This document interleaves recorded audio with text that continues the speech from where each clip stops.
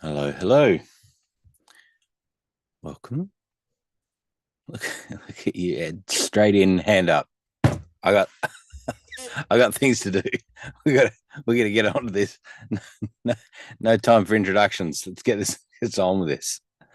Well, um, I see, and Mel slammed in some questions as well a few hours ago. She's onto it. It's not. She's not wasting any time either. So we've got a couple of production questions there that we can get to. And no, don't be sorry. That's why we do it. It's great. It's good to come straight in with questions. So, Mel, let's look at this Obvio magic link thing you're talking about. Explain that in your active campaign workflow. What's happening or not happening? Oh my gosh, it's so hard because it's such a different language for me. So and I literally have been out doing family errands for the last 2 hours. So I have to like get my head back into here. Um, I, I set up inactive campaign. I have to like write it as I think it. Inactive campaign. Oh my gosh. Well, wait, first I start with ClickFunnels. I'm capturing in ClickFunnels. I'm capturing the people in ClickFunnels. Okay. Okay. And Mm-hmm. then I'm sending them to Active Campaign. Okay. And that is working.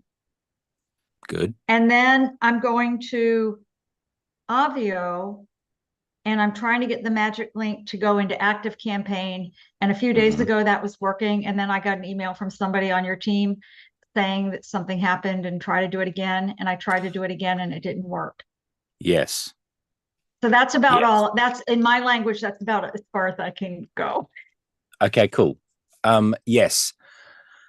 Uh, a few days ago, we had active campaign slamming us, which was compromising a whole bunch of things, but it was literally sending millions of requests within a really, really short space of time. And so that's very difficult to deal with when you get that. It's kind of it's what they call like a DDoS attack. It's like a denial of service attack. It's kind of what was happening from Active Campaign, and so it actually made the best thing for us to do was just sort of disconnect essentially people's services and then have them reconnect. So Yeah, and the reason I really need it, like when I'm small, I can do it by myself, but I need to run ads, and I really yeah. don't want to start running ads Oh until no, this is no, no, no, and foundational. this, So yeah. that's why I keep pushing for it. Like I'm putting off my ads week after week. Oh yeah, no, yeah, absolutely, and we have to find the solution. And at Yeah. the moment, there is no reason to not reconnect. But if you're having problems with that, then let's work that out. So, so was it that you couldn't disconnect? Does it look I like it was disconnected. disconnected? I Okay. disconnected. And then Yeah. I literally went in there again this morning and tried to do it again. And something came up that said that I had already used my field or something like that or tag, and it wouldn't let me do it, even though it was a new one. Like Yeah. Okay. I just set up a whole new list, I guess a list. I just set up a whole new list because I'm doing pop-up videos every week. So it Okay. was a whole new setup and it wouldn't let me do the new setups. I said, hey, I'm starting over today. Hmm. Okay. So it sounds like you've got it connected to your active campaign account. Okay, that part is all right. Yeah, But with the API and whatever that other thing is, I've done that. great.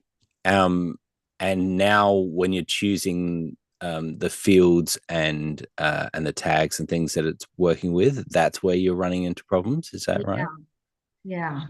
Um, do you want to share your screen and have a look at it, I or don't know. It might, like I say, this is always so hard for me to hang on. Well, I've got you on full screen right now. So, well, I'm sorry uh, about that. Uh, No, I, no, no, no, no, no, no. okay, And you're over here okay, on my okay. big screen too, my bigger screen. Where do you want me to go? Bigger is not better if you're having to look at me. As so Stop it it. is. No, so Grant, which so, account do you want me to go into?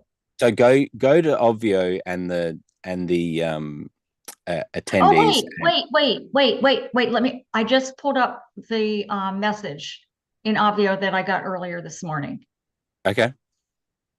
because that might help. Let me see how if we can share my screen. Yeah. Hang on. I'll make sure it's set.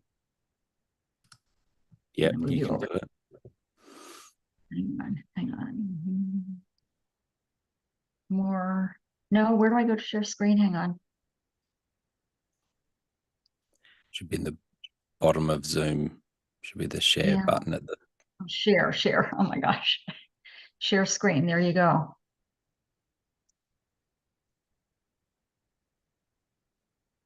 Are you seeing it? Yes.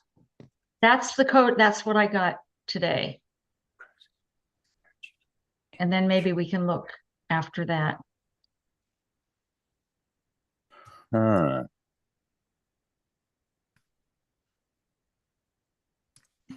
Um.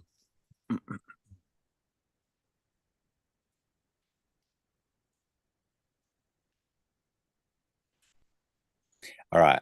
I'm instead of me just guessing.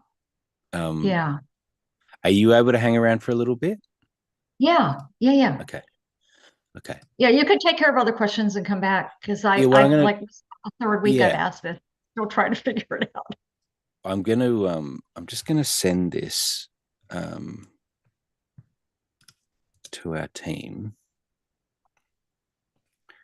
Um and I think I'll get some sort of a response because I just want to. I've got an idea of what's going on, but these guys will actually know what's going on. Okay.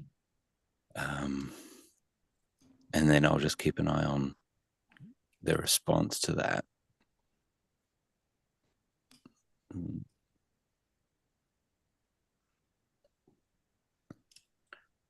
I have a just theory too, based just looking at it.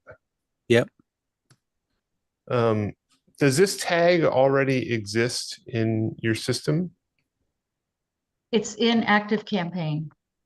Yeah, because it looks like the dialog box that you're seeing up here is a field where you would create a new tag and send it over. But it looks like this error is saying it's a duplicate because that tag already exists. That's a true Um, fact. Oh, there you go. Yeah. So you shouldn't need to create the new tag. You can just point it to that same tag. So if you were to close that window, that Yeah. little pop up. Yep. Yeah, this is what I have. Okay. And there you Okay. go. Yeah. So you've got the tag sitting there. And this should actually even populate, I think, if you were to uh but that is the tag and it's already created. So you don't need to Mhm. hit create new tag on the right hand side. Okay. Because it's already there. Then you've got the custom field in active campaign Obvio magic link. Is that Mhm. field created? That must be, I guess, if you're seeing Yeah. that. Yeah. And it's been hard for me sometimes to get those drop downs. Okay. But yeah, do you want me to play But with you it here? well, if you know that you've got that field I in do. active campaign, yep, then I that's do. fine.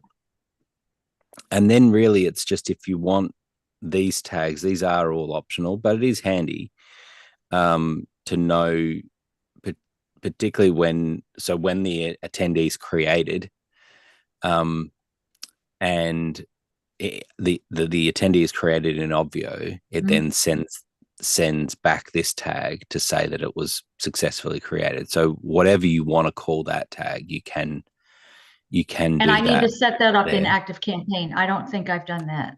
You don't need to if you You want true? to hit if you wanted to hit create new tag. So Okay.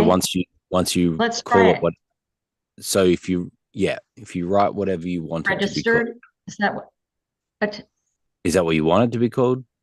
I can't I remember mean, what that I would new I'll attendee. be very specific about it, right? So in this case, I think the same thing that you've done, LBF, Yeah. that type of thing, and then like underscore created, Obvio created, or something like that, right? Obvio created. Yeah. Obvio attendee created. Yeah.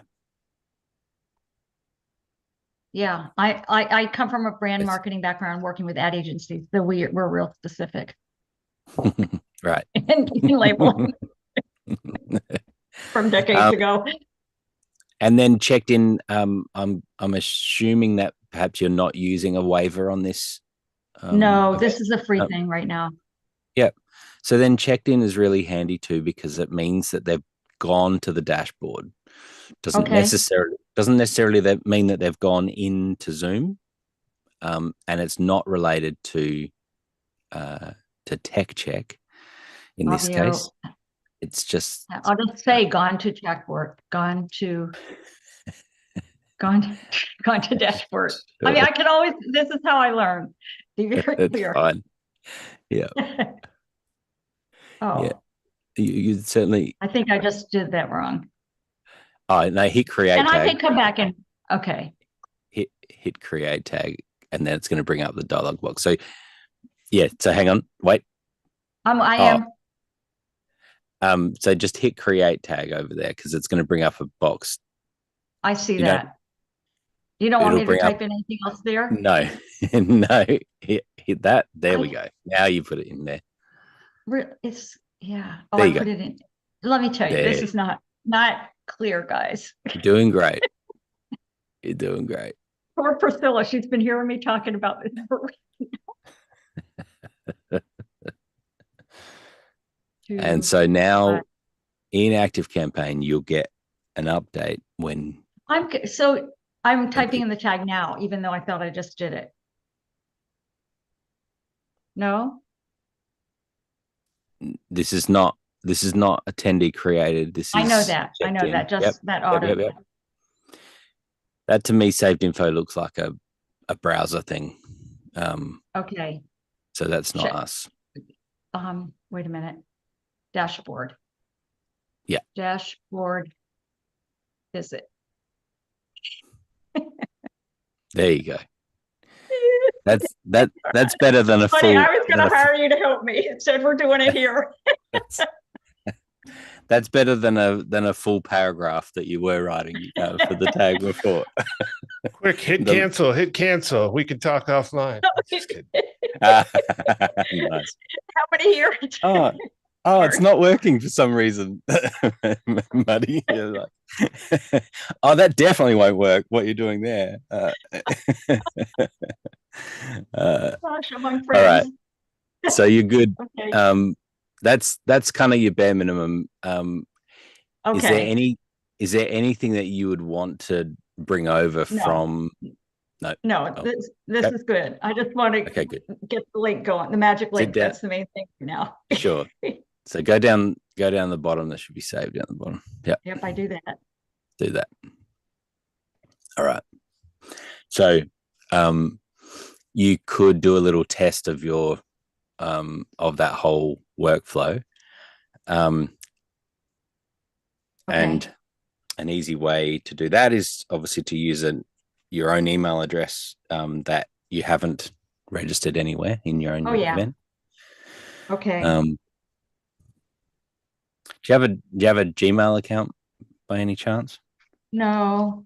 Okay. I usually That's just make up an email with like funny things in the front, and then melaniealbert.com for testing. Okay, great. You've got a testing process. So, yeah. So I should go into ClickFunnels and see if it happens now. Yeah, I would now step through the process as an attendee. Okay. And see how that all works. And as the attendee, you're then hopefully you're also getting a once you've once you've signed up through ClickFunnels, you should see it then appear in ActiveCampaign.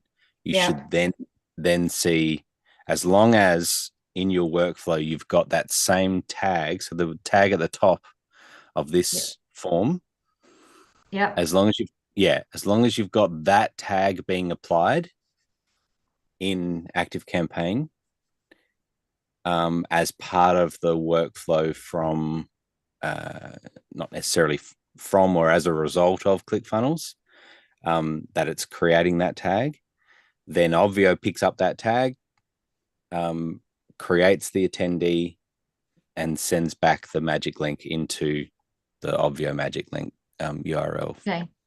Well, that's the way I understood it. I'll test it now. Yeah, have a play. Okay. Thank you on that. And then we'll get to some your production questions soon as well. Okay. Thanks, Grant. I appreciate it.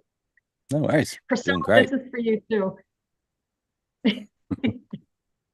Okay, thanks. All right. Okay, Ed. Your patience will be wearing thin. Oh, please. I used to be married to a doctor. She got all the patients in the divorce. Sorry. I got the best of both worlds. I'm gay and I'm a dad. So let me share my screen. Good work. All right. So I was actually calling about two different things. But it looks like the first one has fixed itself, which is par for the course of these damn Obvio calls. It didn't work on Sunday and it didn't work on Saturday, but by Wednesday it starts working. And here was the thing that was happening is I would get these all set up for and it would look good on the screen, and then I would go to mobile and it would look horrible. And like there would be big spaces or things would be running off. And I'm not sure what happened. I don't know if something reset itself, but it's looking better now. But here's the next question that I have is down here. These look good right now, but there's actually supposed to be bullet points. Okay. And then when I go to mobile, you can't tell that they're supposed to be they don't look good. Like they So is there any way to get those bullets to show up in white? Yeah, we had this before with bullets. People so there is an actual element type that is a bullet too, as opposed to just the bullet text type. Oh, right. This is just the text block. Honestly, I just copied it, pasted it from a Word document. Yeah, so it's another type of block that you can put in that's bullets. Okay. So out of this section, out of here, and then plus, so just above that image on the side there, and then bullet list or numbered list, and that's probably gone down a bit further.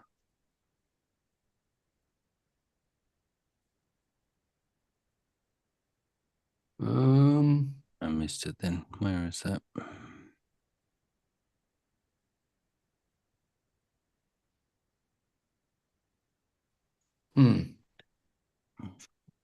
Let me try it again.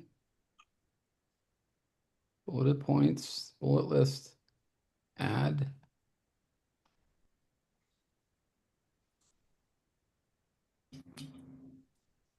Go up. Stop. Down.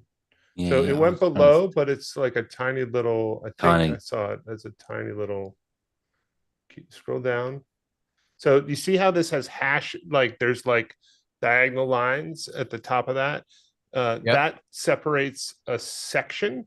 And so it's going to be before the next one of those. So right there, hang on. I thought. Yeah, that's what I thought too. but it doesn't. Oh. Yeah.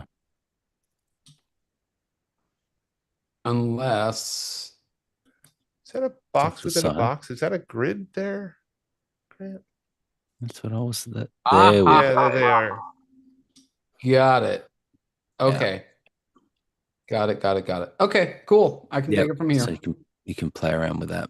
Now, just know, Ed, that each bullet item, like each bullet line item, is kind of like a new thing. It's a little clunky to work with.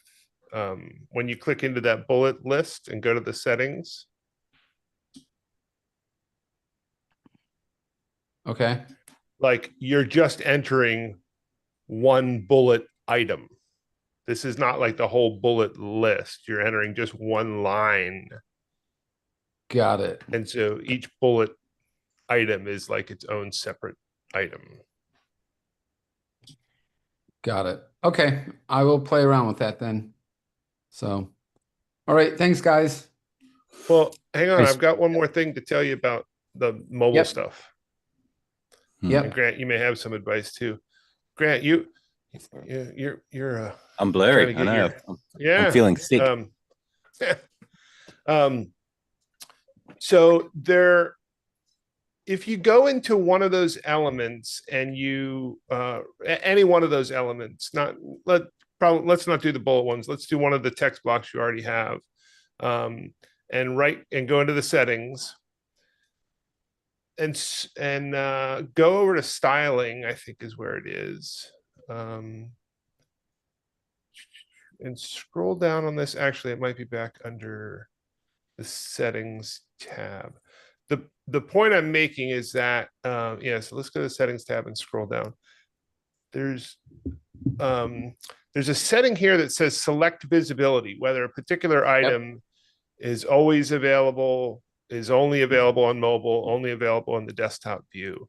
So if there's anything that you ever want to turn off on mobile, like that's the way to do it here. But the settings for how something looks in mobile, what you actually have to do is kind of put your screen into mobile view. And then now the edits that you make are kind of stored under this mobile view. And the way to do that, so you can close this settings panel for a minute. Rather than going into preview and saying mobile, just make your window narrower. Just kind of drag the edge of your window sideways. Keep going. Actually, I'm surprised it hasn't happened yet. I'm waiting for it to like snap into. Oh, This there's does the toggle up there. Yeah. So make it wider again. Did that? Why is that? Oh, I see. Okay. So when you click, I guess I was now. Yeah. Okay. Did you see how that mobile toggle, it kind of toggled over? You're now editing in mobile mode. And I forgot that when you were switching to mobile, it was doing that too. I was thinking you were in preview mode. But now that you're editing in mobile mode, the changes that you make are kind of stored under mobile mode. You could actually have things like in different.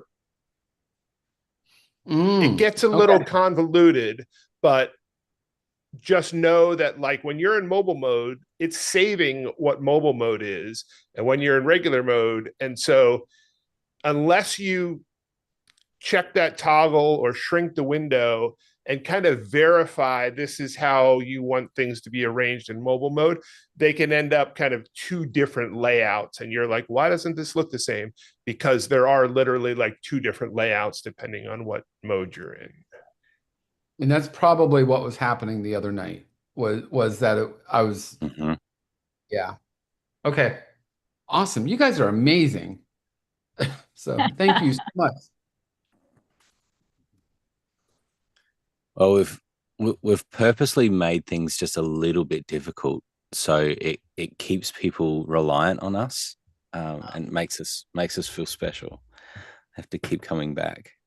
So we make it perfect, make it really easy, and then we go in and we make a few changes to make it a little bit harder. and then that's how. Oh, Grant, you know that I'm the special one, right? Like Yeah. they've named a room in the school. Every school across America has a room named for me. They call it the special ed room. So Special special ed. okay, Brilliant. I'll stop with my comedy. Well Okay. done. Well done. Thank you, Ed. All the best with that. Keep playing around. Um, all right. Let me check. Cat King got in with the question earlier. Is that what you're looking at, Cat? The about the PAG time zones? Is that what you're asking That's one of about? my questions, but I have Okay. a bigger question from what you just did with Ed, because I haven't seen that before. Okay. Okay. Amazing. I love learning from you guys, you and Muddy and Justin. OMG. Okay, I want to ask another question. From what I just saw there, because I haven't seen, I've seen mostly dashboard, people moving dashboard around, but now seeing more of the marketplace stuff. Mm. If we can do that much market stuff, why do we need ClickFunnels and system or whatever else? I mean, Yeah. what the hell? Oh my God. Yeah. So the purpose of marketplace in Obvio is to be able to sell tickets directly in Obvio when you don't have a CRM, you don't have any other system, you're just getting started, and you are not ready yet to dive in and get a CRM. And so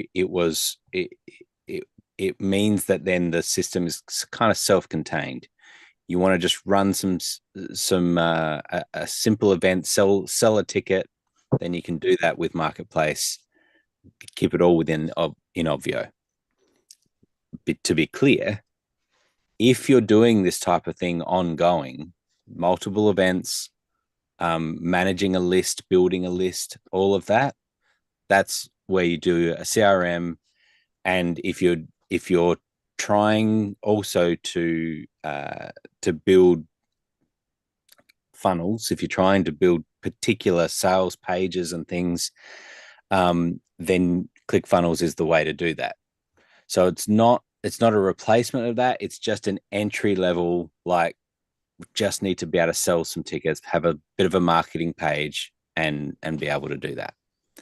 And so I would caution people who do have CRMs in place to be trying to use marketplace as well, because it's not really designed for that.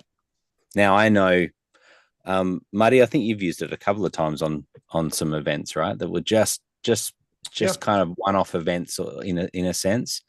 And so it can work for that, but your use case is a little bit different with different clients and things like that. Is that fair to say? Well, Yeah, this so is my I question. was But Maddie, before you go for it, answer sure. this part when you're answering that, is because we've been doing research to figure out where we need to go, Melissa and myself, and we've been noted we went to chat to ask chat, okay, compare this one, and the one that until we get to 2,000 people, because we're just getting started, that system.io is sufficient enough until we get to 2,000, and then we would need something like ClickFunnels. But since we're not, I mean, I used it a whole year and barely got anything done. So, $2,000 down the drain, basically, just me learning. And it seems as though the system would do enough of what we need to do that we don't need ClickFunnels until we get past 2,000. Is that right or wrong? It's not for me to say about the click. Yeah, I understand that. I'm just asking, Muddy. Muddy, now would you explain, please? Yeah, so I actually was not familiar with system.io, so I just pulled it up and I'm just looking at it. But so I'll answer two questions. The first question was Grant's question about the marketplace. I have used marketplace to build a few simple pages for clients and other fellow leapers, right? So Franklin, right, that was built a few single pages for Franklin because it was just kind of a quick and dirty event. Hey, I'm doing an event in a couple days, and I need a way to get people there. I was like, okay, cool. So we put together a marketing page. The functionality of the marketplace page in Obvio is really essentially one flat page. And so it doesn't have a lot of, originally didn't have a lot of, okay, there's an upsell page and a register, like stepwise, because one of the things that ClickFunnels has, one of the beliefs that's built behind their system is that micro commitments are the most successful, right? So people first say, yes, I'm interested, click the button, put in their name and email. Okay, next step. Great. Here's the basic ticket. Here's the price. Great. Next step. Oh, would you like VIP? And that kind of a sequence, All the different they triggers. they have determined is yes, kind of the best gotcha. approach, right? So Gotcha. ClickFunnels has that kind of in its DNA. And the Obvio marketplace is really just designed to be kind of a single, simple setup. To answer your question about, so when you are evaluating what kind of platform do I need, there are kind of two main things that you need a system to be able to do. One is to have pages, landing pages, funnel pages, just essentially pages where you can have a form that people can sign up for something, whether it's a free giveaway or your event or your offer. So you need and that also includes then kind of shopping cart functionality built in with that page, right? And you need a way to be able to communicate with them, right? So it needs to be able to do email. And some of the systems really do great at email capabilities, but really don't do pages very well. And some other systems do pages really well, but they're not really full functioning email communication. So all I would say is as you're evaluating a system, and it looks like system is trusted by hundreds of thousands of entrepreneurs, right? I mean, just based on it looks like an all-in-one marketing platform is what it's designed to do. So it could probably do both of those things. But those are the things I would say when you're evaluating, that you want to make sure that you can create pages for each of your events or each of your products or your freebies, and that it has good email functionality to be able to communicate with them. And then, of course, some systems can communicate in multiple ways. Like high level, you can send SMS through high level, and you can, if someone replies to a social post, you can have those connected. And so now it's kind of this all-in-one communication platform. But at the basis, when you're evaluating it, it needs to be able to do email communication well, in my opinion. Thank you, Muddy. Okay, Grant, can you answer the other thing? And since it was a question having to do with Obi, but I didn't know. Okay. Is that an Obi question or an Obvio question? I didn't know. It kind of is, yeah. I'll be interested, Muddy. This is specifically around time zones in PAG and in the builder. And I'm not certain myself. And so it kind of probably is a question for open office hours with Blue. But because I do remember there being some work done on this specifically around time zones. But Muddy, do you know anything about that? Yeah. So tell me the first part of the question. How do time zones work in the builder? No. Just that it wasn't If you look in the chat, I put our PAG right there, and I went and did it 2 different times to see, okay, did I do this wrong? Did I do this wrong? And right before it prints out or shows you your PAG, it asks you, okay, what time do you start? And what is your time zone? And I put it in 2 different ways to make sure, okay, I spelled it out. I put CT and I put 10 a.m. And yet, if you notice on there, it's starting like at 5 a.m.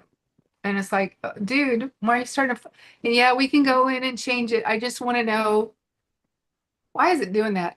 Also, just to let y'all know, Elizabeth is aware of this because I let her know we did the pre-brief form, and she goes, I didn't get notice for that. And I said, well, let me show you. And I showed her that I had done it. And she goes, yeah, I see it now, but I don't know why I didn't receive the notice that you had done it. So just let you know, those are two things going on, that something wasn't triggered to give Elizabeth a notice for our pre-brief, and then this one. Yeah, okay. And it's taken me a year to ask questions like this. I was too green a year ago to even know how to ask these questions. Same. Well, from a asking questions point of view, you're doing great. Very, very, very, very well. Believe it or not, I'm excited that I can.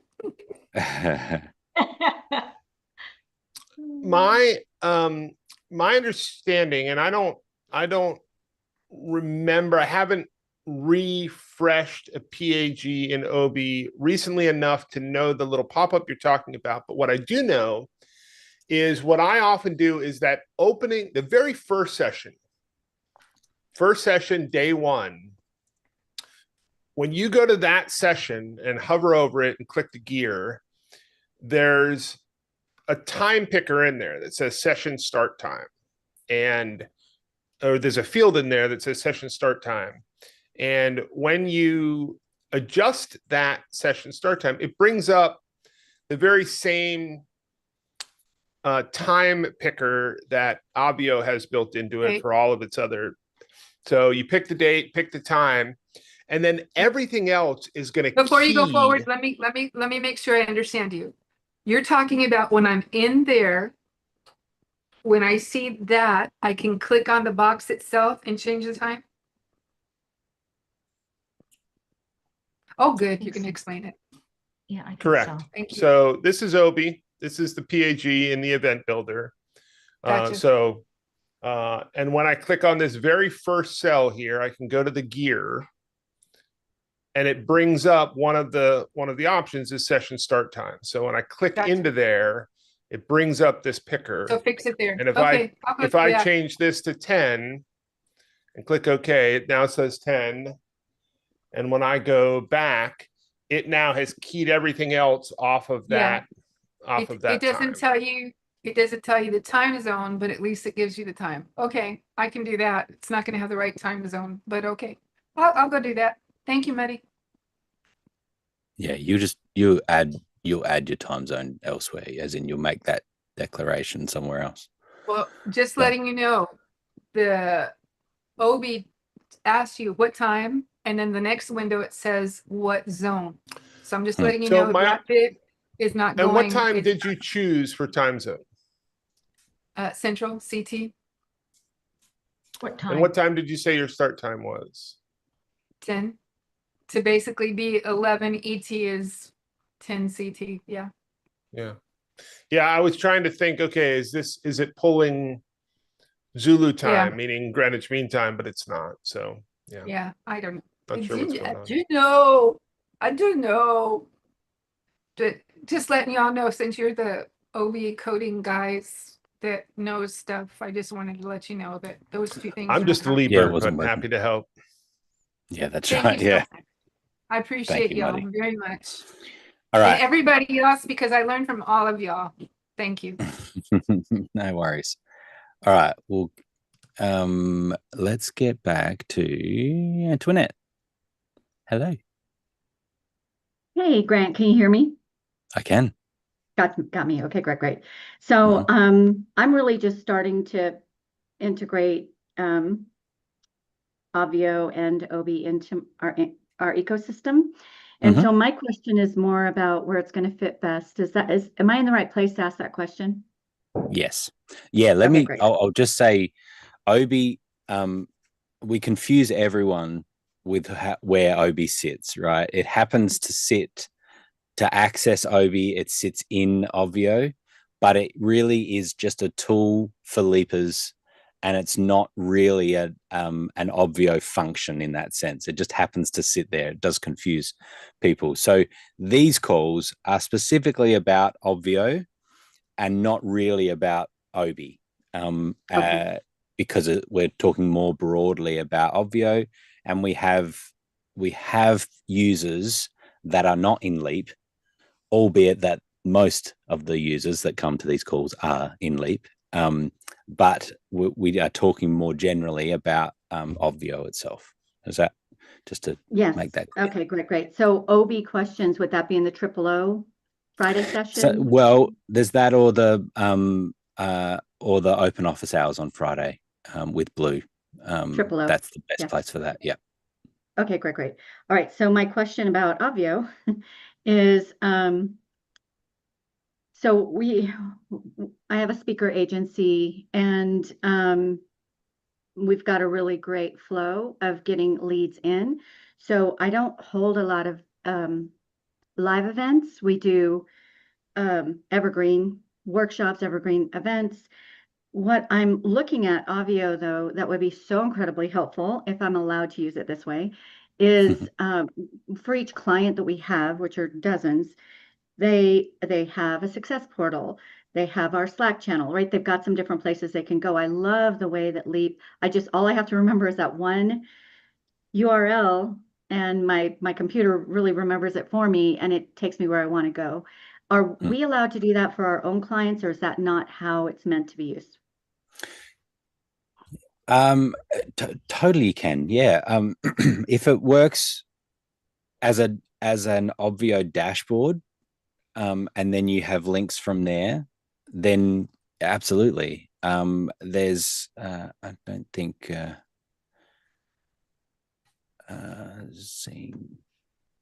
don't think Jeff is here, but Jeff does some complicated setups like this for meetings, where one or two or three people need to come and have a meeting, and they do it through an Obvio dashboard because of exactly what you're saying.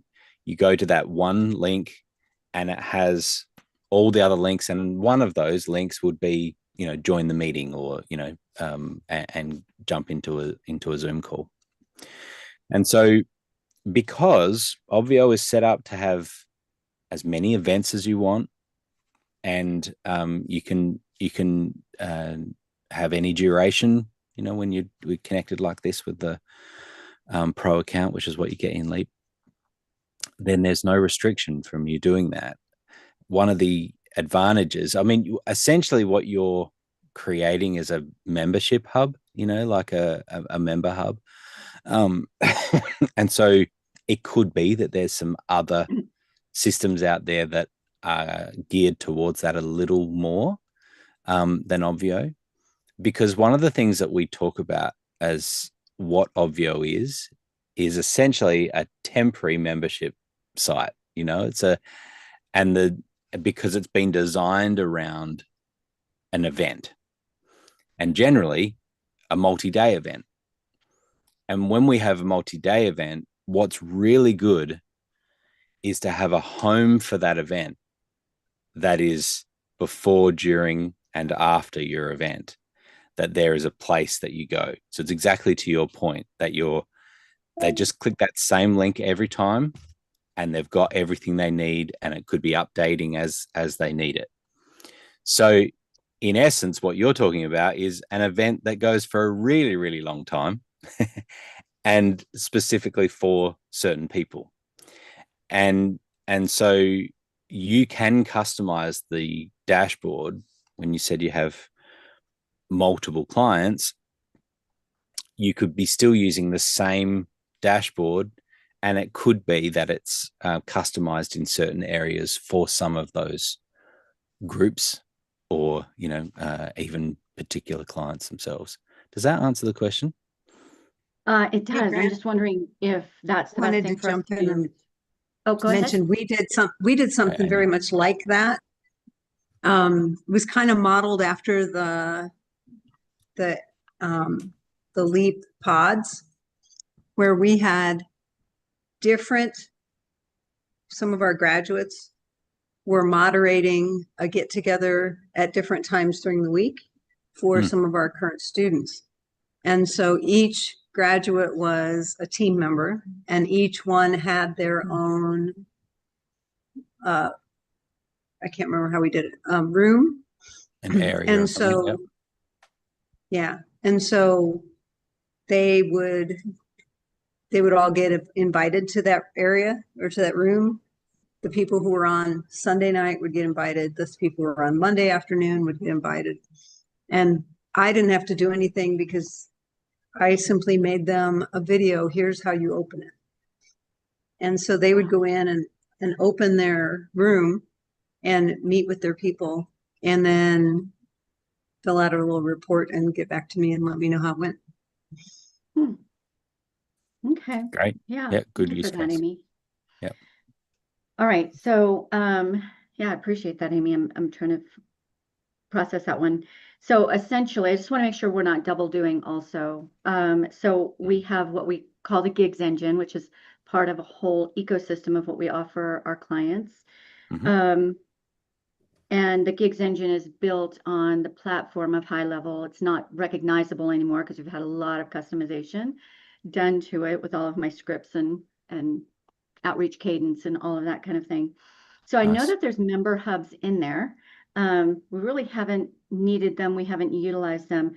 Would I be better off? I mean, I really like that. It's really interesting to me. I don't know how you guys do it, but I basically put, OB for Obvio, and then it brings up my dashboard that gives me my stats and my links. Each one of our clients have their own unique, links to their own Slack channel, all the different things. So I'm not sure that maybe we already have that and I didn't realize through High Level. Or is that just something that's kind of unique to Obvio, or it's kind of already set up to do that individual work for us, so I don't have to hire yet another team member? Right. I can't quite answer that question because I don't know High Level offering to that level. My gut feeling is it probably is more the tool for what you're talking about, because as I said, it's Obvio is really based around the event, and I mean what we're doing here every week is using one Obvio event, and we have for 3-4 years or something on this one. And so because I think the key thing really is the amount that you're using Zoom. At the end of the day, is the client coming to that place most of the time to get into Zoom? Like, is that the key reason? And if it is, which is what we're doing here, right? Every week, people are coming at this time and going into Zoom, and they're going through the Obvio dashboard to access that. The Obvio dashboard, one of the things that it has on it is the recordings of every week. It's just an easy place to find the recordings, right? So you can see that there is resources and links and things that we kind of have on that dashboard. But I think the heavier integration with a CRM and really that I'd be interested in Jason's your thoughts on this as well, because just as far as where that the CRM sits as a membership site, and where Obvio, we're continuing. There's always this overlap, right? There's this gray area of where Obvio can be a membership site. Sure, it can work for that. But there's membership sites and hubs that are designed specifically for that, that are heavily integrated with the flow of that customer. Yeah, and I just want to let you know, we're not interested in membership hubs. That's why we haven't even used the ones. We are like a full-blown kind of done for you service. Gotcha. But yet for the different pieces they need, they have to go to different places all the time to get to them. Yeah. So yeah, you're just wanting a portal to be able to access different things. Jason, what do you think? The only thing is didn't quite catch right at the beginning what the actual question was. I heard everything after the question, but didn't actually hear the question. Like, it was, Yeah, yeah. Jason. So I'm not Okay. even sure I know exactly what my question is because I just renewed. I'm a founder, and I've been a bit inactive in Leap, just stuck around because I love Berry and Blue. And I'm like, okay, I'm gonna utilize the resources this year. And so when I was in my re-up call, Blue was talking about a lot of functionality that Avio and Obi have. I don't know which goes in which camp. And that was really a deciding factor for me to go ahead and because we don't we may start integrating live events, but we can hardly keep up with the leads we already have. So I feel really blessed in that. But you know, maybe there's some things that are already here that can just take some weight off of my and my team's shoulders. And one of those things, which I was asking about, is possibly that dashboard, right? Where there's that one place. The two things that piqued my interest the most was that dashboard where there's just the one location where each one of our clients kind of customized to them and it could take them where they need to go at any given time. They just need to remember one one URL. So I guess that's the main question. I do have one other question, but that's the main one for right now. Yeah, it's a bit of a, you know. Is that clear as mud? I think it is. There's almost like not enough information to see like how many things I need to click on. Like Adam and I use high level as well, but not for this specific thing. We have we use ClickFunnels 2.0, and we have it like we run everything in. We have a hyper customized setup where people don't even see the Obvio dashboard, yet we are still using Obvio, right? And like if I can share my screen for 5 seconds, like I mean I would keep all the CRM stuff in high level, but if I show you this is our course area in ClickFunnels, and this is this is all custom coded. So when we've got a live call which is happening right now, which I just jumped off of, I can click on that, and this looks like an Obvio dashboard, but isn't an Obvio dashboard, right?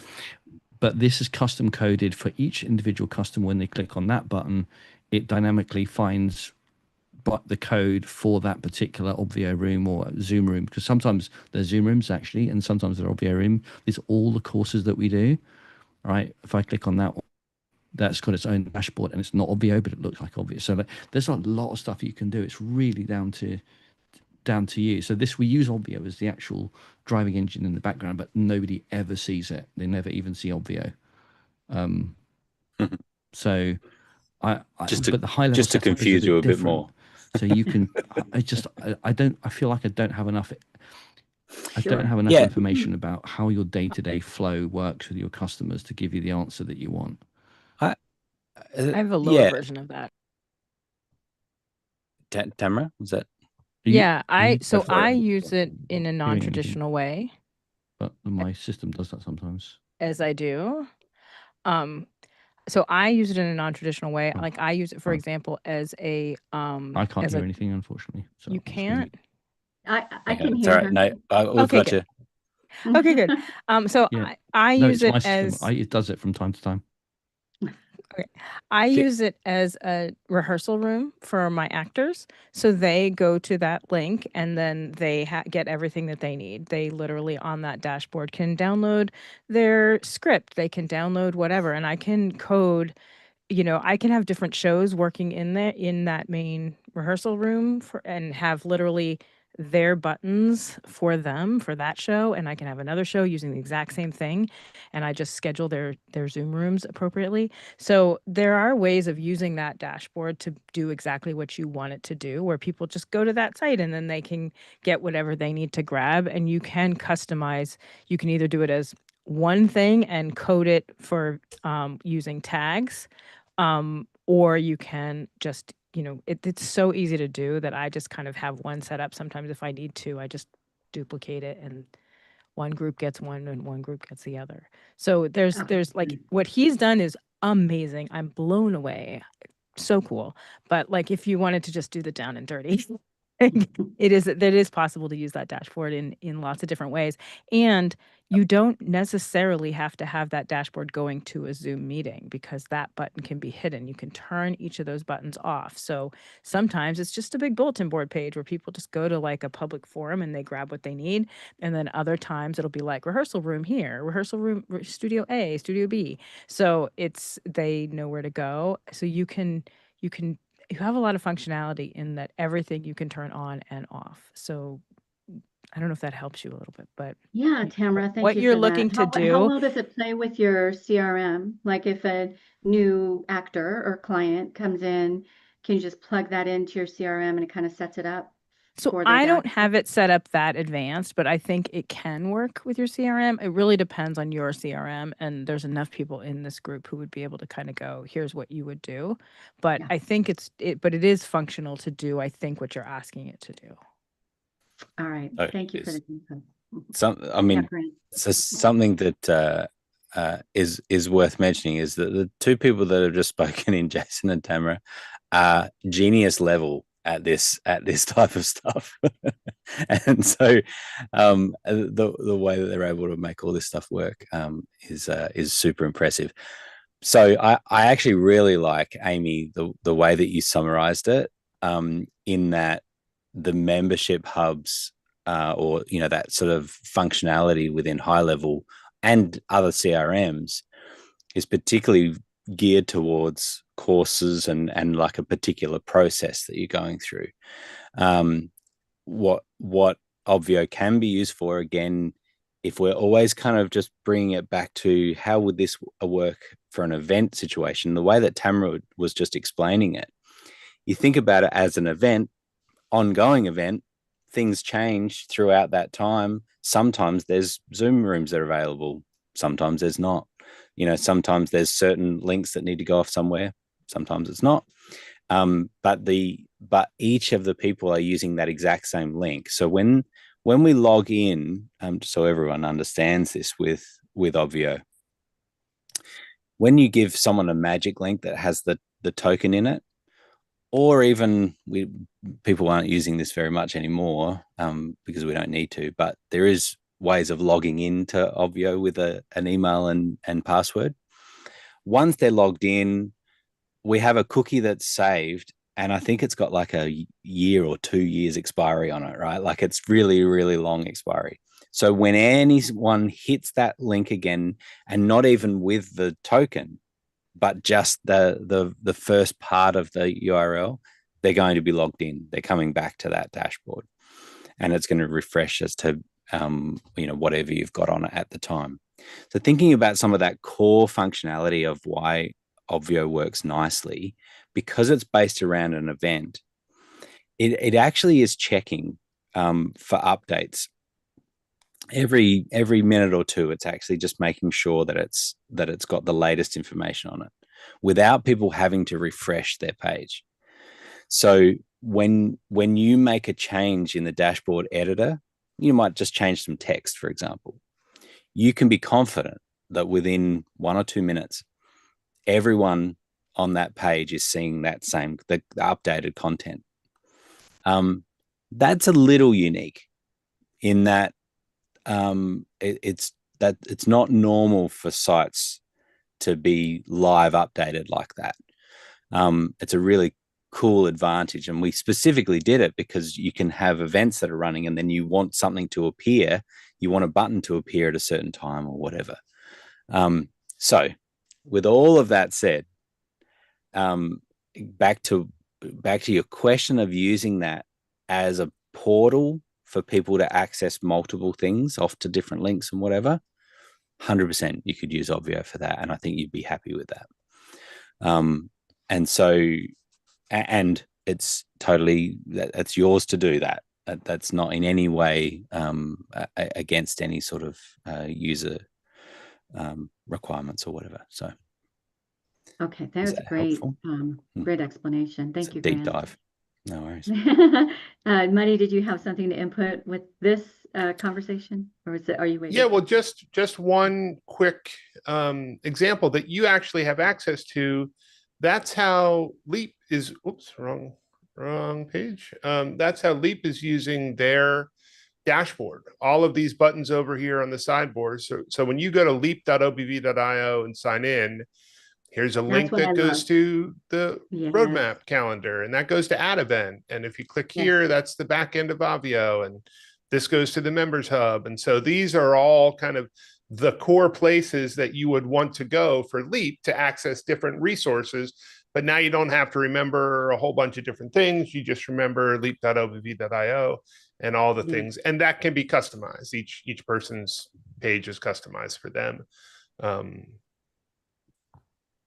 That's exactly what I love. Yeah, there's just so much goodness there. We have a fast track pack that we are all adding into as we're building out the speaker's brand, their assistant, us, and their assistant.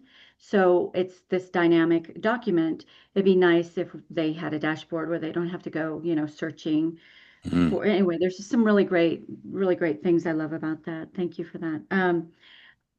I don't want to take up too much time. I'll do my last question, but Amy, do you have another question, or were you wanting to give another insight on here? No, yeah, just you've got a. Oh, who was that? I just wanted to know if I could share this screen real quick, because it might be another way for her to think about it. So this is that event. It's multiple events, different people, different times. And these are all just the logins. So everybody gets a link to their dashboard through their attendee. And then this just tells them who they're meeting with and what time. And so we just made different rooms and ways for us to meet up with them. Now, so that looks like a lot. It looks like a lot of options, but actually they're only going to see one or two or something, isn't it? Yeah, they're only going to see the one that they belong in. The only room they can get in is the room that they belong to. Yep. So they're tagged for their person. Yeah. Gotcha. Oh my goodness, love it. It just sounds like there's a lot of functionality. I just didn't want to overlap with if we already have certain things in place that we just weren't activating. So the other thing that Blue mentioned, and this might be OB, not Obvio. So thank you for that, Amy. Is a dynamic onboarding kind of timeline map checklist.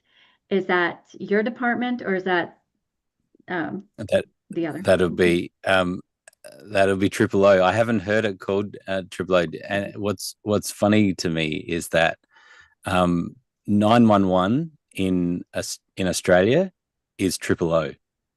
So that's so if you need emergency services, you call 000 in Australia. And so yeah, exactly. And so when you said Triple O, I immediately went, oh no, I think that's their 911 call to Blue and Barry, like when you have, like you have a need. So I immediately didn't culturally translate into O's as in open office hours. But open office hours on Friday would be where to dive into that with Blue and can explore that more for you. So all right, thank you all. This is really great input. I really appreciate each of you. It's super interesting to me in general, everyone, that we are we're coming up against this often now, is like the tools that we use and when do we use Obvio and when do we use the CRM and which CRM should we use, and like it's and so it is interesting to me that that we fit in this, we sort of fit in the ecosystem, and it's always kind of just defining, and we're getting clearer, I think, on where we sit, but we confuse it when we have some of these CRM functionality. You can run your event, you can email out from Obvio, you can have sell tickets on it, so it does confuse and blurs the lines a little bit on where it sits as a tool, but it does seem to be we're wrestling with that more and more, as it's like just getting super clear what it is that we the service that we're offering. But it's a fun journey to be on. I'll answer if it's okay. I'll answer Kat's question. So Kat, I don't know if it's officially announced yet, maybe it's not, but Blue is working on a dynamic timeline that you can put your new clients on, where when they finish something, there's like this dynamic checklist, I guess, that leads them to the next thing. I can't wait, right? Because we have a pretty complex service, and they're like, okay, what's the next step? And that's probably, you know, my COO's main job every day is, even though she sends out the emails, she does all the things, they're still asking. So I'm super excited about something like that, a more dynamic, interactive timeline. I don't know if it's released. It's something that they're working on and he's talking about. I don't know exactly where it's at in the release process. It's a work in progress. Mm. They're calling it Yeah. OB SaaS.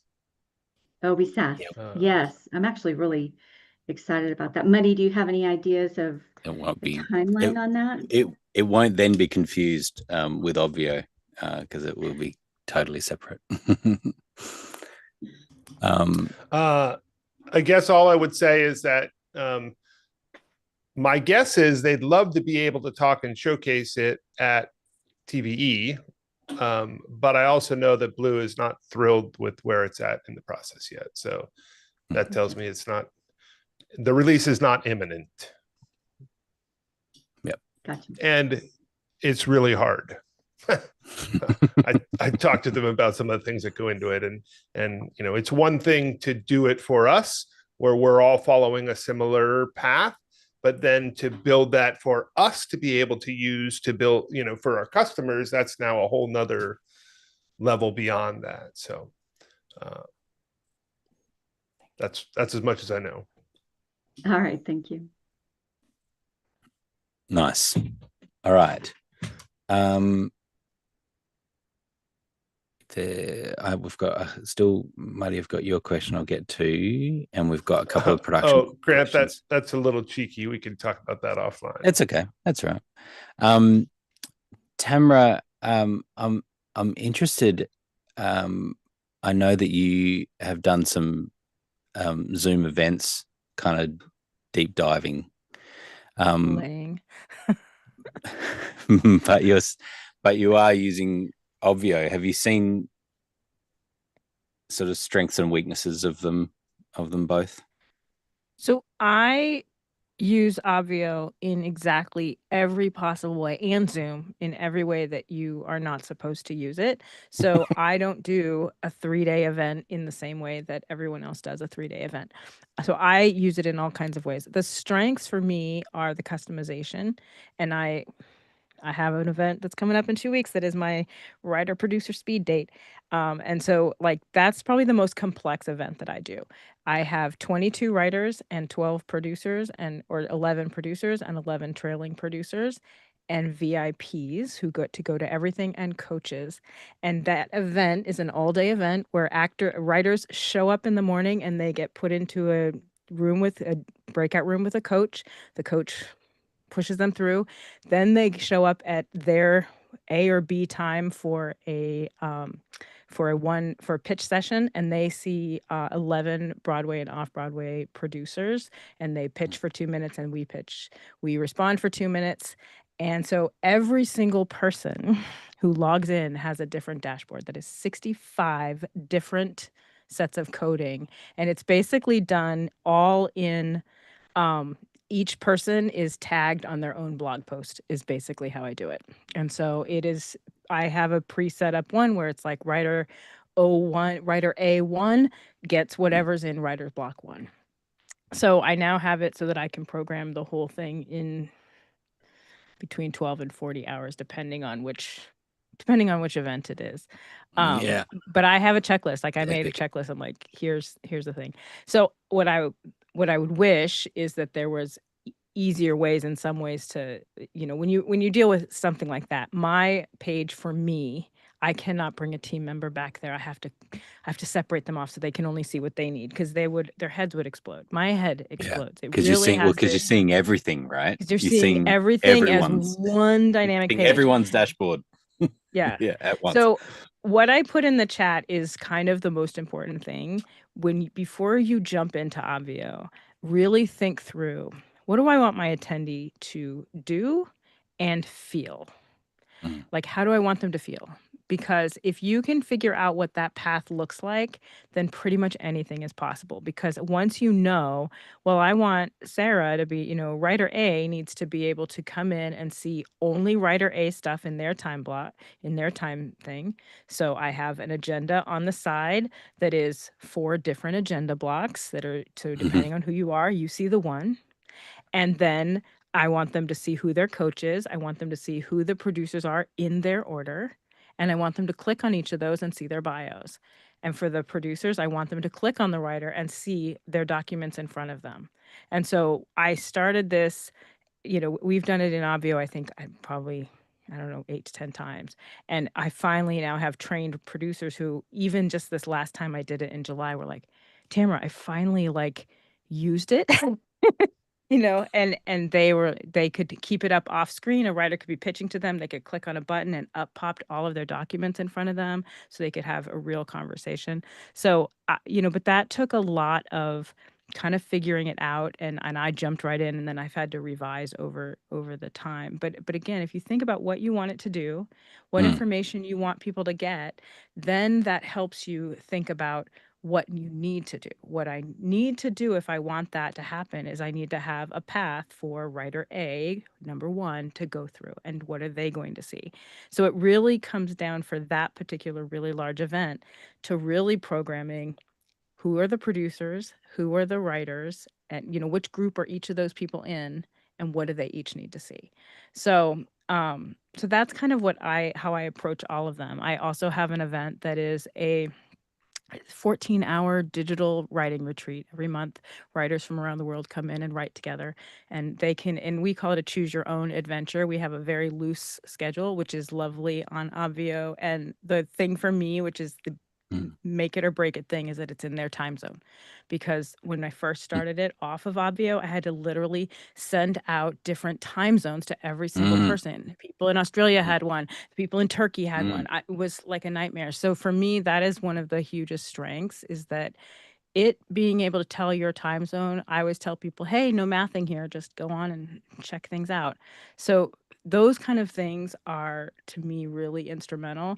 And then how you set things up might be how you do your training. So on that very complicated event, when I do the tech check with them, I ask them, hey, can you see on the side, does it say writers A agenda? And they're like, yes, it does. Do you see where that is? So I'm training them to go, all of your call times are there. You don't have to read any more emails, just go to your call times.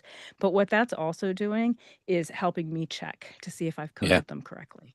Nice. Because that's, and so those are the kind of things where you're like, what do I need to do to make sure that all of that is done? Because I do it by myself. I'm starting to train team members in different ways, but for that kind of stuff, it's me in the middle of the night, and I will make mistakes. And so that's the way I check to see if I've made a mistake. And then I also have some teammates who go through and do a check. So those are the ways that I do it. So if you think about what you want people to do and how you want them to feel, then that is going, and that's really what Blue and Barry do, right? They have thought out how they want you to feel, down to, all of the gamification, everything. How do you want your clients to feel is really what's going to dictate how you design and how you get people in and out. 100%. 100%. Love that. Thank you. Yeah, and it is a thing that, I'm often saying, it doesn't matter what people think, it matters how they feel. And so it doesn't matter so much if they're like, this dashboard looks really pretty. It's like, I was like, actually, this feels to me like this is really well thought out, really well controlled. I'm in good hands here. That's how I feel. And you can't underestimate that sometimes that there is a certain amount of training that needs to be done, because sometimes the links don't go to them. So you do have to have a system in place where you have a backup way of contacting people to be like, hey, your links went out, because oftentimes links go straight to trash, and then people are like, I never got the link. And what they think they're getting as a link is an old-fashioned Zoom link. And so once they get there, they don't always know. Although I will say this 1,000 times, if you use and I love all things Zoom except their event site, because their event site is confusing. When people go into to any event, and they have to figure out how to click onto another thing. It is not intuitive. Someone has to literally sit in the chat and be like, hey, just click on the join button. And I think Obvio is super, super intuitive. And if people get lost, I put that join button in multiple places. I'll put it where it goes, where I think it's going to go. And then this is the room, enter here, So it's really lovely once people really understand it. And it just feels so good compared to like the Zoom setup of their event site. And again, I love Zoom. I use all their stuff, but their event site makes me cry, like compared to Obvio. I think Obvio can be just so unique. I have such different events, and some of them are one page, some of them are really complicated, but they're so easy to do. And they're dynamic, and it's easy to be dynamic. And that for me in a live event is really important. I'm able to, if my session A is going long, I'm able to put on the dashboard, hey, session B guys, we can see you, I can see that you're in, and we're going to get you in as soon as possible. And they just have a big old flashing thing, and I'm able to tell them what's going on while I'm in the middle of another meeting. So that to me is really helpful. Super cool. Thank you, Tamara. Yeah, great testimonial. Exactly. Yeah. One thing, and actually it kind of leads on, Muddy. Muddy was just asking about, I've mentioned a couple of times, since we started Obvio, we have wanted the ability to control breakout rooms, like to be able to manage that based on Obvio data. And we're getting a bit closer. So I played around with a web version of the SDK of Zoom SDK, which essentially just means that it can open Zoom in a browser and then have other controls that are controlling things like breakout rooms based on Obvio. And so some prototype testing has been really fun, where it's able to report who is in the room and then go and get the data from Obvio. And so then it knows their tags and groups within this controller. And so then you're able to say, okay, I want to put everyone that's tagged color red into this breakout room. The things that I'm excited about is the idea of being able to automatically, to auto assign. So someone comes in while breakout rooms are in play, it sees that they're color red and puts them in automatically. Automatically rejoin, auto rejoin or reassign is where we know that even capturing the fact that we did a random, put people into breakout rooms randomly assigned, they leave or they get dropped out, we know which room they were assigned to, so they're tagged as that. And when they come back in, we put them automatically straight back into that room again. So you think about how that scales, that on a really large event with lots of multiple rooms, we don't have anyone sitting in the main session, because they could just get reassigned. That's the goal. I love that, Grant. So would that also work in the way, so each one of our speakers are required to have an Keep assistant? in mind, Grant is describing a dream. So a prototype. Thank you. I love that dream, though. I love dreaming. Dreaming is a good thing. Yeah. So each one of our speakers has to have an assistant, and they're required for the first 6 months, for the first 6-month launch, to their assistant to come to a session with me every week. And it's quite large, so we've got to take attendance and let the speaker know who didn't. Feels like grade school. Let the speaker know who didn't attend, that kind of thing. Would this work for not only for that, but even my team sessions? They're required to come to certain sessions.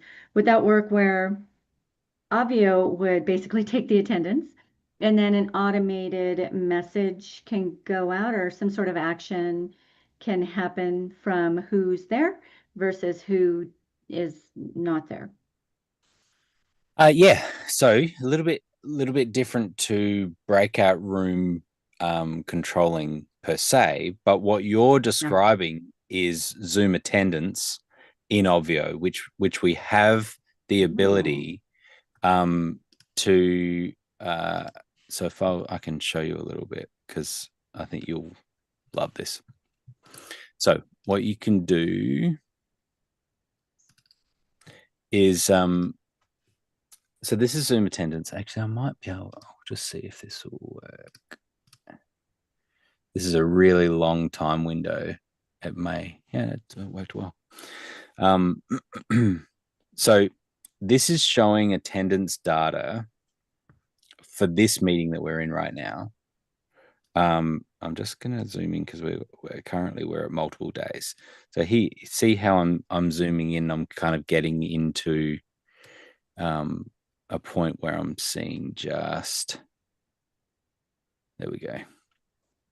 So now it just happened to be back last year, 18th of September, and we can see that we had 25 people was the most it looked like we had at that time. So we see the total attendance in the room, and then we see down here when people joined and left. So this is broken into, this is 5-minute segments here that we're seeing. And just explaining this a little bit, you would think, and you can just click here, right? You can turn these off and on. So you could say, all I want to know is how many people were in the room. But it doesn't give you the full picture, right? Because if you don't know when people have joined and left, then you don't see that at a particular time here, there was 25 people, but there was 25 people here as well. 25 people were there, but not the same 25 people are here now, right? In the next 5 minutes, because 4 people left. And we had it just here where 1 person left and 1 person joined. So the number stayed the same. Anyway, the point is that once we have this data, we can simply, there's a couple of things that we can do. Export the attendees that are in this window. So now tell me exactly who was it that was there during that time. Now we could break it right. We could break right down and say during this time is really the crucial time for this event for whatever reason. This is when we made a pitch, or whatever it was. If this was, let's say it was a pitch, I want to know 2 things. I want to know who was there and also who wasn't there. And of course you can do that by filtering. So when we can do an export, that's great. Give me just a list and it'll give me the names and emails. But you can see here, you could apply a tag in Obvio to the people that were there for the pitch. Or, I mean, you would do that. You could say these people were there for the pitch. Now, on the dashboard, you could then use a filter to say, here's the sign up button because they saw the pitch. What it means, though, is that you can also filter things to say, show this particular blog post or button or whatever on the dashboard specifically for people that did not see the pitch. And that could be, it's a recording or it's a whatever process you want people to go through. Because they weren't there for it, they don't get the button to sign up. They get something else and it's another process. Now, further to your point, I'm going a bit broader as to what Zoom attendance does, but Antoinette, we've actually, the ability here too is add an external tag. So now let's push that off to back to your CRM and create a tag in your CRM. And now that says that you are, exactly to your point, if you just want to know that their attendance, that they came to this instance, they came on this week, then you could tag them to say, October 1st, 25, they were there. Tick.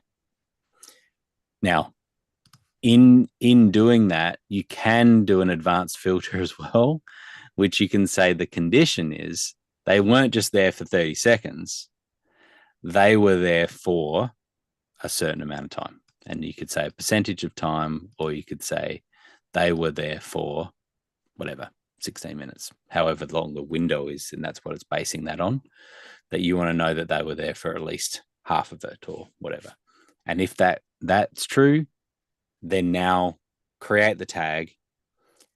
With all of that said, you can create that tag right now, go and process it now, or you can schedule it, right? And so I got it filled in correctly there, but you could schedule it for the future.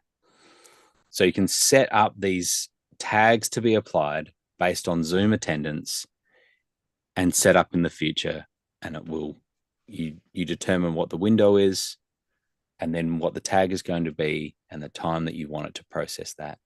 And you could do that all ahead of time. And so now at the end of your event, you've got tags either in Obvio, either or in Obvio or in your CRM. You now have a tag that you can act on. And now in your CRM, set up automatic scheduled emails that go out to people to say, hey, was great to see you. Thanks for attending. And sorry we missed you. Let's make sure you're back here for next week, or here's a recording, or whatever you want to do, whatever your process would be. So that Zoom attendance in Obvio, super powerful. Very, very powerful. Love that. Thank you. That was really valuable. No problems.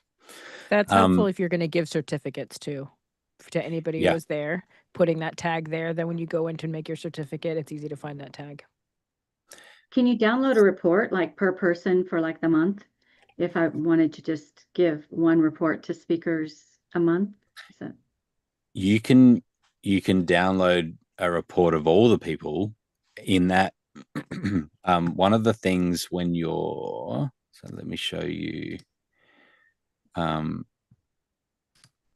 If there's a couple of different ways, right? So you could do a Zoom attendance report from what was just there on that page that I was on, but also this event just here that we're in right now in the main room, export a log, right? And so a log is who joined the event and when. Now what we have is a summary log that says, just give me the total amount of time that they spent in the event, one line per person in the spreadsheet, with the total amount of time that they spent and the how many times they joined, right? So that's a summary. The detail log is every time they joined, give me a line in the spreadsheet that says that Antoinette joined at this time for 10 minutes, and then at this time for 20 minutes, and this time for 3 hours. That's a detailed log. And just for the sake of explaining, when we have a area with multiple rooms within it, when we have larger events and we want to know which room someone was in, we can export room assignments, and then we know which. This is not breakout rooms. This is just the actual Zoom meeting. Which Zoom meeting were they in? Which room, as far as the large event, were they in? And that's how that works. So, wow, so much. Yay! This is good. This is getting exciting. And just remember too that, as I said before, that this meeting is recorded. We just live stream it to YouTube for the ease of and the speed of the recording being available, because it's available right now. You could literally go there onto the dashboard and scrub back 5 minutes and hear me talk about this again. So if you just bear that in mind, that you may want to go back and look at something, you always can. So just back, Muddy, just quickly on the breakout rooms controller, and you're exactly right. It is a dream. There's some prototype stuff. It's a dream, and we've never been closer, which doesn't mean that it's close. Well, what's happened is that it makes sense to me and Blue that we already have a Zoom client joining to obviously to put the audio and video in. So it would make sense that we build it into that. And so at the moment, I'm trying to build a Mac Zoom SDK version so that now it can join, it can provide the audio and video, and it can be the breakout room controller, all in the one client. So that's where that's sitting. But if you think of any other fancy, I mean, fancy, you know, things. The Tucker Tucker won't be happy to hear that. You know, right? So, yeah, and that's why. Yeah, I talked with Blue about it, and Blue had the same idea that, hey, if we've already have for all of our studio events where we've got 10 machines in and they're max, like, let's do that, because now I don't necessarily need 2 clients in every meeting just to be able to do.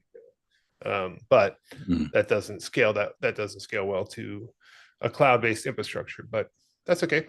Yeah. And the event that I was talking to Blue about for it was April timeframe. So he's like, yeah, we should have something potentially ready by then. Well, yeah, and you make a good point. I am keen to sort of keep that the web SDK version just spinning along, because for that reason, because it does mean that you could join on one computer. You could have a bunch of them joined, because if it doesn't have to be connected to audio, it doesn't have to have video incoming, all of that. It's just being just a controller. And it's about chat as well. It's like getting the chat out as well, so that can be used in Blue's chat tool and all sorts, as well as being able to do translation and all sorts of go fun Grant stuff. Go, keep it up. I'm cheering you on. Thank you. Yeah, we'll keep it moving. All right, that was that. And now I think we've still got Mel. You've been very patient about your couple of production questions. Unless, Kat, was there something else you wanted to say? I just want to ask, how do you set it up so the Zoom goes live on YouTube? So just if you need to be the first person who started, which makes you the host. And so when you join, when you start the Zoom meeting, there's just an option down the bottom called live streaming. There's live stream and then live stream to YouTube. And that will open a browser, and then it'll ask you what channel and what YouTube account and things like that. And then away it goes. Starts live streaming. So you do it each time. It's a few clicks. Once you've started the meeting, you need to be the host. And then you hit live stream to YouTube. There's nothing specific about this that's Obvio related. This is a standard Zoom function, which means you can Google it, live stream from Zoom to YouTube, and it'll give you the instructions, and they're all exactly the same, whether it's Obvio or not. Cool. I think you said thank you. You're muted, but I think you said thank you. Great. All right. Is there any other Obvio questions? We generally just prioritize Obvio questions, and then we're happy to take some production questions and things. So can I just make a quick comment on the you can live to Zoom? The problem we ran into, and if you don't share screen and share databases and names and phone numbers, it's fine. But we weren't making backups. We were just doing it to Zoom, and that was going to be our recording. I'm sorry, going straight to YouTube, and that was going to be our recording. Right. But YouTube was deleting a lot of our videos because it had names, address, even though it was set to private, Privacy. Yeah. or unpublished or what have you. So anyway, that's just a caution. If you do that, Yes. YouTube's notorious for just deleting your stuff and then you don't have it. So just wanted to give that 411 just in case. Totally. Yep. And we've had it a couple of times on this, because even in Obvio, you go to the attendee page and you see everyone's email addresses, right? And so depending on how long that is sitting on there as to whether they they delete it or not and flag it as sharing private information, it is a good safety net. And yes, they, even if you're doing it as a private or an unlisted video, it's still their content that, as in they're saying that it's not allowed to be shared like that. So backup recordings are super critical. So yes, having the Zoom cloud recording, it's good to consider that as a backup and not your primary, as much as it is often, more often than not, is fine, and the Zoom cloud recording is fine. You should have a primary recording which is more local, and so there's a few different ways of doing that, but it's something to consider, which is somewhat related, Mel, to your questions. So you want to play music? So just remind me, at the moment, your setup is that you've got a camera and you've got your microphone going through a Rodecaster video. I have the Rodecaster video, and I have 3 cameras and a microphone. Yep. On me. Okay. And your the monitoring that you're doing, so how you're listening to the meetings is just you've got speakers or just something, little speakers, little old speakers on the computer, on the big connected to the here. computer. I think so. Yeah, I'm pretty sure they are. Yep. My new there must be. That Tamara recommended to me. Yep. So there's some. So let me say that you can do the simplest way for anyone to play music into the Zoom meeting is to share system audio, right? So that's where you use the same button as sharing your screen. Thanks, Amy. And you go to advanced, and then there's a button there called computer audio. So what that is doing is it's essentially a screen share without the screen, right? And you've got audio turned on, and now people can just hear what's playing on your computer.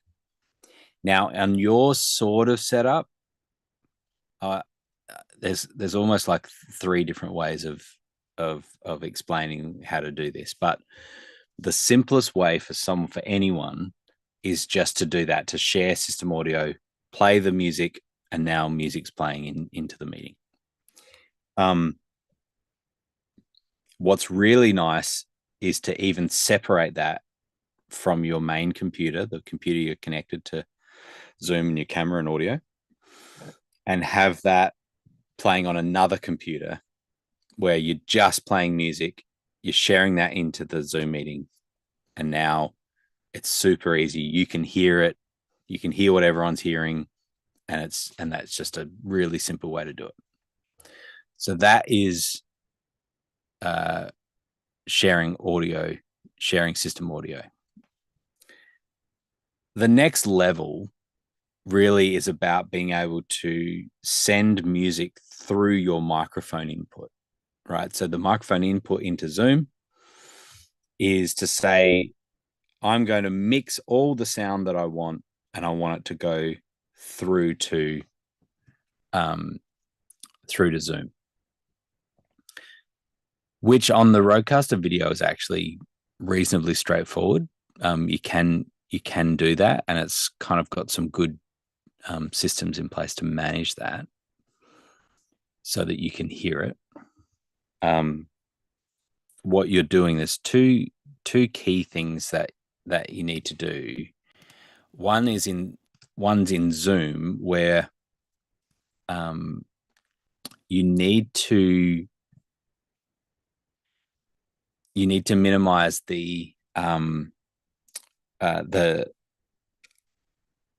it's what am I thinking of? The kind of like the background noise or the voice processing that Zoom does. So in the audio settings of Zoom, you're changing from Zoom background noise removal and you're moving it to original sound for musicians. So that you can play music. I've gone blurry again. I've changed my lighting and I think it's confused my camera. So that it can play music and it's not cutting it out. So sometimes you might have been on a call and someone's playing music and you're hearing like some words cut in, but mostly the music's you're not hearing the music at all. And that's because Zoom's just trying to focus on the spoken voice. When you put it on original sound for musicians, you then have the option for it not to do that. And you've then got a couple of options in there where it says high fidelity music mode and echo cancellation. The key with this is that if you have open speakers, meaning you're not wearing earphones in any way, you're just listening to everyone through some speakers, then you need to keep echo cancellation turned on, because otherwise people are going to hear themselves and it's a red hot mess. So that's the other key part. Now it's kind of related.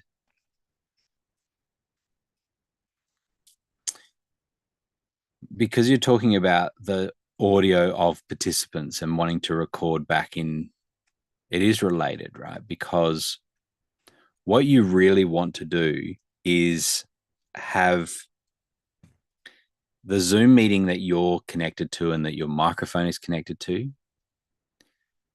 You really want to have the speakers connected actually to the Rodecaster video and not the computer, so that in Zoom, you're telling it to go, the audio output of Zoom is the Rodecaster.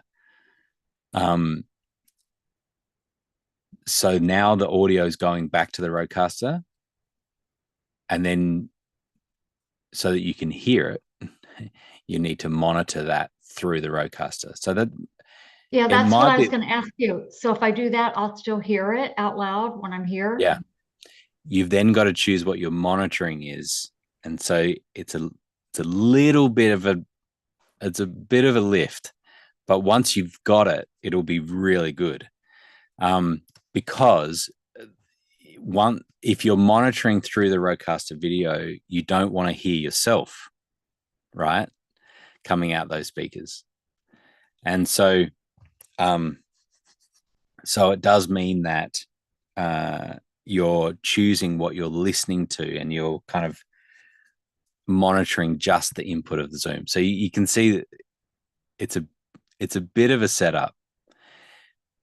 But I think like once I get it set up, I'll be fine because I'm not using it for anything else. Yeah.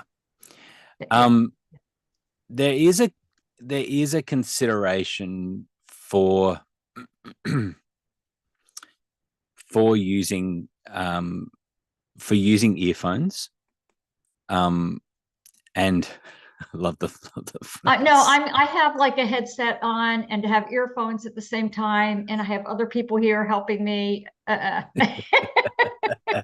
I'm cooking and chopping and cutting and speaking and well, I hear that. I hear that. Hear that. Earphones, I hear. I tell you what, I tell you what, the big advantage. There's two advantages of having sound in your ear, even if it's just one ear. One is that you can hear people talking to you really easily, right? Because it's right there. And you don't have loudspeakers in the room. You can just hear it right there. The other thing is that you can monitor your own audio, which actually is very handy because it means that you're hearing all the time what people are hearing. And so if at any point your microphone falls off or something tapping it or whatever, you're hearing it instantly, and you're able to adjust that.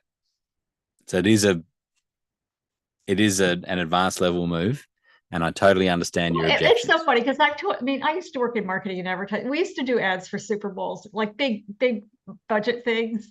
Mm-hmm. But now that I'm doing all this myself, it's a whole different thing when you don't have lots of people helping. Even when we did TV shows in my kitchen in Arizona, there'd be like, 5 people and right. host and all kinds. The other nice advantage with that is that if you have an earpiece in, then your team can give you messages as well. And that's really cool. It is. And Priscilla's going to be my team for my next 3-day. But right now, like when I'm doing these pop-ups every week, it's just me. Right. Yeah. Yeah. Well, you want to keep it as simple as possible, but step by step then. And my brother, who was helping me out, even though he's not techie, he's learned a lot, just left for 2 weeks. So, the only way you're going to get the audio of the participants is to have that go back into the Rodecaster. And so that's easy. That sounds like an easy thing. Yeah, it's just the more difficult part is then choosing what you're listening to out of those speakers. Okay. Because you want to monitor you want to hear just them, not you. Because you'll have a feedback problem if you do that. But it's super close. Really, I'm getting, 3 different cameras. So I'm getting the video and it really looks really cool. And then I have what we get from Obvio as well. So I'm getting the Zoom meeting. So you're seeing, the footage I have is really cool. That's great. But I'm getting all the audio from Obvio on Zoom right now. But I'm working with Jimbo. He's teaching me how to edit. So nice. Yeah, that's the last step. So you should be able to. I was just refreshing my memory. On the back of the Rodecaster, there's a headphone. There's actually 2 headphone outputs. I've seen those. There's a monitor output as well, like a audio monitor, and so you may be able to use that. It's just going to be choosing to only listen to that Zoom input. That's the key part, and then you're set. Once you do Grant, that, this is part of the reason we're doing these rehearsals, these little things with people I know, and it's great. And then very, very soon I'll be running ads. But so smart. People I know coming every week. It's really, really clever. Yeah. So that other thing I was working on didn't work. So I don't know.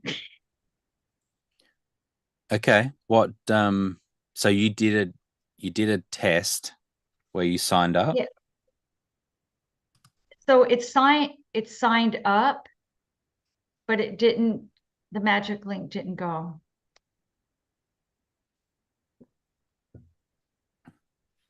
And so is the right tag being applied in active campaign? Hang on. I'm checking. Mm-hmm. Of course, now I click. It appears so. because right at the top of my active campaign, when it has contacts, it Mhm. has, it's a list. It's in the right list. But let me see if it's in the right tag. It does not have a tag, but it's in the correct list. That's the problem. Okay. So I'm not super familiar with Active Campaign, I know that. but you have, but there's just a process, the same process that you're using to connect ClickFunnels with Active Campaign, is that you just need to add a tag in that process. That tag needs to be the one that Obvio is looking for. So add the tag in ClickFunnels, and maybe because I literally started over a couple of times and I may have missed that.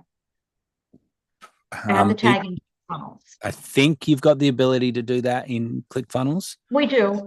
They have, and the other thing then. that's been a crazy thing for me is I used to use the regular ClickFunnels, and now I've switched to 2.0. And Right. so there's been a learning curve there. So everything's taking a little bit more time for my brain, because I'm more the creative brain. Everybody else in my family is an engineer, but I'm not. And so if all I have to do is add the tag in ClickFunnels, I can figure that out. Yeah, you should be able to do that. So the and I'm just checking too that you're using,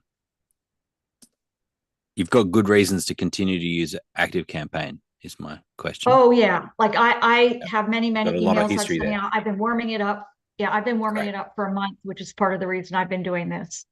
Great. So that when it's time to run ads, I'm not going to have too many problems. Awesome. That's great. No, And and the I only used to reason work with only Pedro, reason and I had somebody Yeah. set it up originally from Pedro's group a long time ago. Okay, cool. So I'm feeling good with it. I was only asking because ClickFunnels 2.0 could just connect directly to Obvio, and you could do it, through that, and you could I don't do want to do that. but No, I have that's good. images and everything, like Good. all kinds of stuff. I'm glad you've got it all worked out. So yeah, you just Okay. need to get that tag applied. Wait, if that's it, Grant, this is like one of those, they say leap is worth it, right? And sorry, I'm looking here. My camera's here, but I'm looking at you over You're there. fine. You're fine. Yep.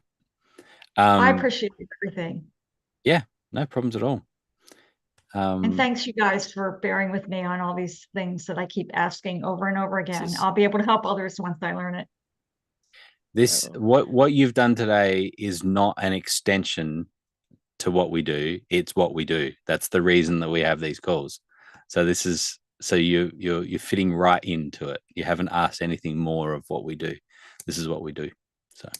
And the funny thing is that I was talking to Priscilla this morning, and it's like, do I give Blue an SOS? And it's like, no, I can wait another 6 hours. I'm not going to be running ads today anyway. That's awesome. Yeah, great. So I appreciate it a lot. Hopefully you find that, apply that tag, and then it should pick it up in Obvio. Okay, thank you. All great today. Awesome. Thank you guys. Great. Bye-bye. Thank you, Tamara. Great to see you. Good to see you too. You know what? I have a quick question for you. Yeah. I have to do a hybrid event, which I hate. I want to cry. But one of the things that's part of the hybrid event is a kind of auction where people use paddles. Is there a digital way to connect my Zoom audience with the real audience that you've run into before? I'm going to ask this question of everyone. I mean, the only one thing that I like when it's doing it like that across hybrid is getting everyone on the same system. So having digital paddles for people in person as well. Oh, that's a good idea. Okay. Right. So now everyone's on the same platform, right? Whether they're in person or online. And so then it's kind of using like I can't name one in particular, but I think that, there's multiple live auction type systems to use. And then go down that road. Yeah, it could work. That could work really well then. And actually it because it's all super real time then, which is what you want in an auction. You really want to, Right. get as much out of them as possible. And if they can Yeah. see that they're not the highest bidder at the time, within that time, that can work really nicely. So that's the way I would do it. Yeah. And then so there's a little bit of not friction there. excited when people say hybrid. I know, like, exactly. They were like, my team's gonna kill me. I need someone to do the digital side of it. And I was like, okay, well. I said, yeah, your team probably will kill you. That's right. Yeah.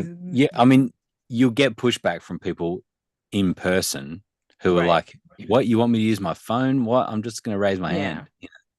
And it'll be like, well, if you want to just raise your hand, you'll miss out. Yeah. I mean, I guess the other option would be just making sure that whoever the host is can see both group. Yeah. And, so that they that's can right. Interact. Like, that's the you other could use piece the of raise it. hand. You could totally use the raise hand, feature in Zoom, and you'd be able to see it in the participant list, and you teach people really carefully, lower your hand if you're, if you're out, all of that sort of stuff. But feels like it's a bit of friction there, but. Yeah, I feel like I would have to use a web-based system for the people in Zoom so that it was paddle-based that they could see. Because otherwise, the little hand, no one's going to see that even if it's on a big screen. No, I should just send people paddles. Whatever. Well, I mean, that'd be the way to go, but you totally could do it. I mean, it depends how many people there is. I'm just assuming more than 49. I think, but maybe it's not. Yeah, I don't that'll know. Be the next thing. Right. Yeah, I got to figure. I've got a month to figure it out. I'm asking honestly, all the smart people printing a paddle, could totally work. You've seen those at TVE when they had those little ones, and stick it to a ruler or something. I make those. I actually have a punch that makes them because I send them out to my smaller groups. That's They're cool. fun. I really like the that. first TVE that I went to. I was like, I just took everything and did like the super poor man's version of what Blue said. Yeah. The super, and it keeps coming up on the Facebook group. They're like, this is so great. I'm like, that was from 2022. Like, that was a long time ago. But we've grown. That's so cool. All righty. Yeah. Well, good to see you again. I'm going to hop off. Yeah. Thank you. Great. Thanks, everyone. Bye-bye.